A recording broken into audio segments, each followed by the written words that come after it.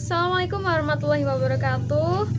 Kali ini saya akan menjelaskan sedikit tentang tujuan komunikasi antarpersonal dalam pemenuhan kebutuhan.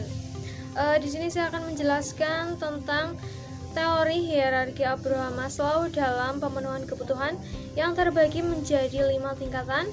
Yang pertama itu ada biological and psychological needs.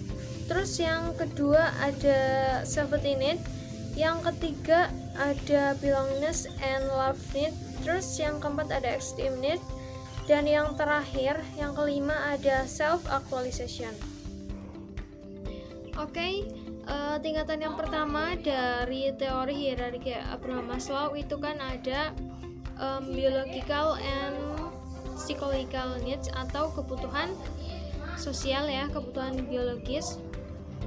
Dan tentu kebutuhan ini tuh adalah suatu kebutuhan yang mendasar yang bisa difikirkan atau digambarkan bahwa kebutuhan ini tuh adalah kebutuhan yang mendasar untuk manusia bertahan hidup, untuk melangsungkan kehidupannya. Dan tentu di sini manusia tuh membutuhkan seperti makan, minum, terus juga tempat tinggal, udara untuk bernafas dan sebagainya, atau yang sering kita sebut dengan sandang, pangan, dan papan. Itu seperti itu ya.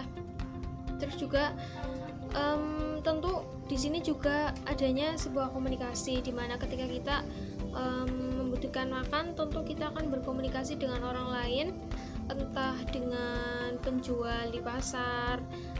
Tentunya ketika kita mau beli makan, kita akan melakukan komunikasi dengan penjual tersebut.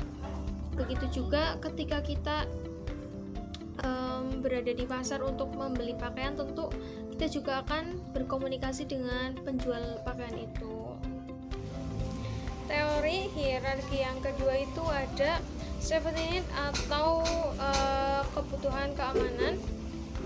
Tentunya kita sebagai manusia setelah memenuhi semua kebutuhan fisiologis, kita tentu juga membutuhkan kebutuhan keamanan. Seperti halnya contoh kita tentunya di rumah ada yang memiliki satpam atau bodyguard untuk menjaga rumah kita. Tentu di situ juga terbentuk suatu komunikasi di mana kita membayar satpam tersebut untuk menjaga rumah kita. Terus juga ketika kita mau pindah rumah atau tempat tinggal, tentu kita juga memilih tempat yang memilih tempat yang aman, yang jauh dari banjir, bahkan tanah longsor gitu. Pasti kita berusaha untuk mendapatkan keamanan, yang pasti itu seperti itu. Terus juga tentunya hal ini juga bukan hanya dalam komunikasi interpersonal, kita juga memiliki hubungan dengan masyarakat. Seperti halnya masyarakat mengondisikan warganya untuk tetap dalam keadaan aman, maka dari itu dibentuknya sebuah kegiatan seperti ronda atau pos kamling. Itu kan juga termasuk adanya sebuah komunikasi. Tingkatan yang ketiga yaitu ada belongingness and love needs, yaitu kebutuhan dicintai atau kasih sayang dan rasa memiliki.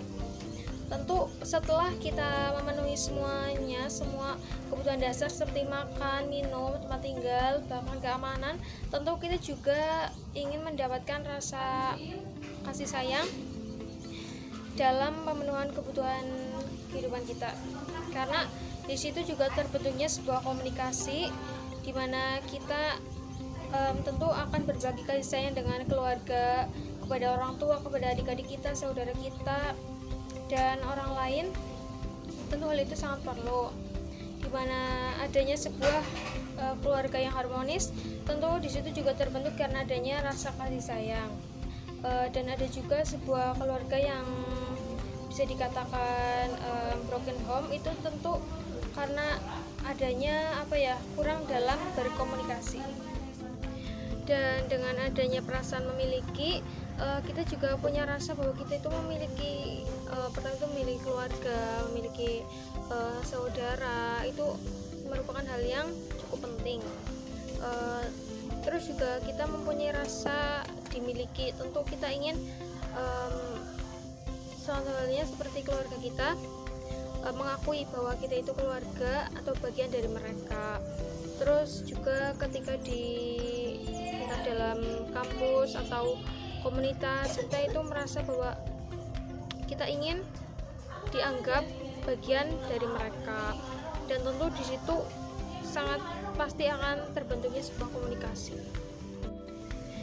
Dan dengan adanya hal tersebut menjadikan kita untuk terus berusaha memberikan yang terbaik bagi mereka, bagi orang-orang yang kita anggap sebagai bagian dari kita, dan untuk orang-orang yang menganggap bahwa kita itu bagian dari mereka.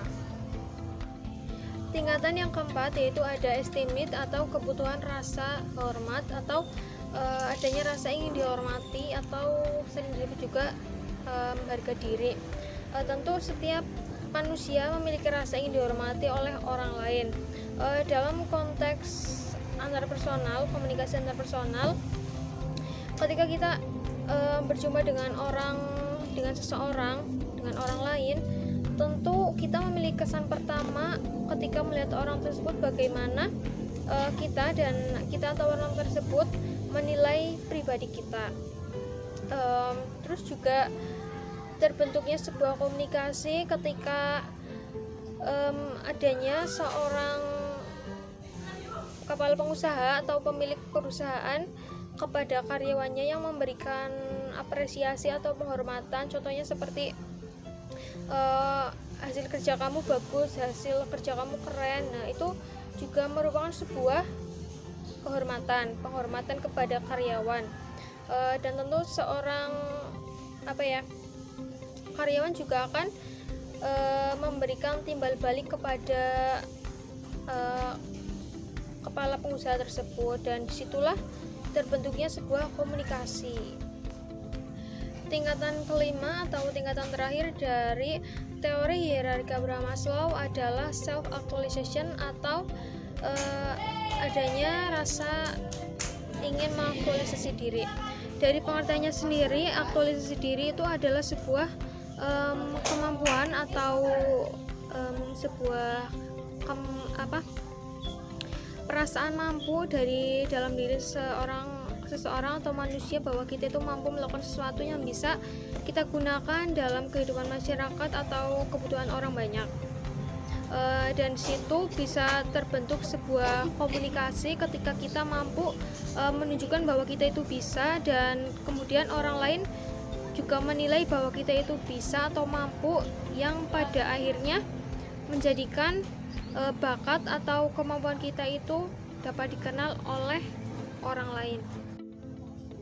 Dan tentunya dalam pemenuhan kebutuhan kehidupan sehari-hari seorang manusia juga perlu adanya rasa aktualisasi diri. Karena ketika kita membutuhkan sesuatu tapi kita tetap diam saja, tentu kita tidak akan bisa memenuhi semua kebutuhan kita. Jadi kita perlu mengaktualisasikan apa yang kita inginkan sehingga kita dapat mewujudkan keinginan itu. Ya, jadi demikian 5 tingkatan teori hierarki Abraham Maslow yang bisa saya sampaikan. Semoga bermanfaat, dan saya mohon maaf apabila banyak kesalahan dan kekurangan dalam tutur kata saya. Oke, sekian, terima kasih. Wassalamualaikum warahmatullahi wabarakatuh.